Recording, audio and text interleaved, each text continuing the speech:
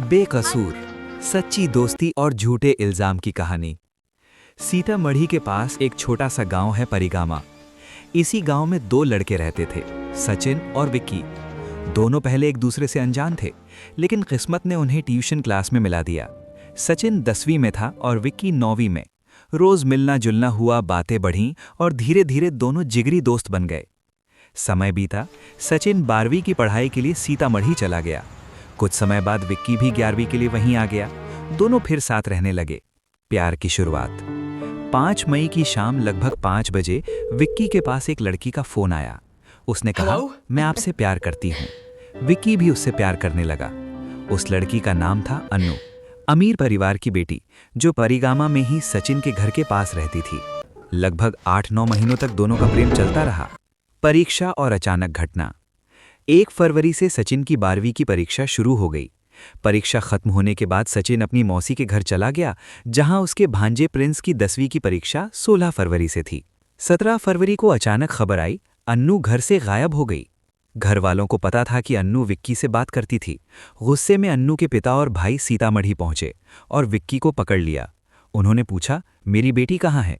लेकिन विक्की को खुद नहीं पता था कि अन्नू कहाँ गई। झूठा इल्जाम। उसी दिन विक्की और सचिन के कमरे पर गांव का दोस्त राहुल भी आया हुआ था।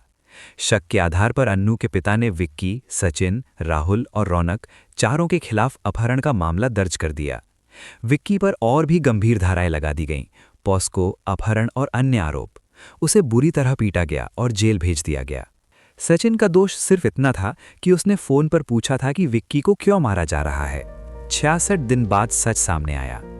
लगभग 1 महीना 17 दिन बाद अन्नू जनकपुर, नेपाल के 0 माइल बस स्टैंड के पास मिली। नेपाल पुलिस ने पूछताछ की तो अन्नू ने बताया, मुझे किसी ने नहीं भगाया। मेरे पिता और भाई ने मुझे करंट लगाकर मारने की कोशिश की, इसलिए मैं खुद घर से भाग गई। नेपाल पुलिस ने यह बयान रिकॉर्ड कर भारतीय पुलिस को भेज दिया। 66 दिन बाद विक्की को जमानत मिल गई। दर्द, दोस्ती और दुश्मनी। इस घटना ने सबकी जिंदगी बदल दी। सच्ची दोस्ती झूठे इल्जामों तले दब गई। विक्की ने बिना गलती के जेल की यातना सही और सचिन को भी बेवजह कानूनी परेशानी झेलनी पड़ी। अन्नू के पिता के साथ दुश्मनी पैदा हो गई, लेकिन अंत में सच सामने आ ही गया।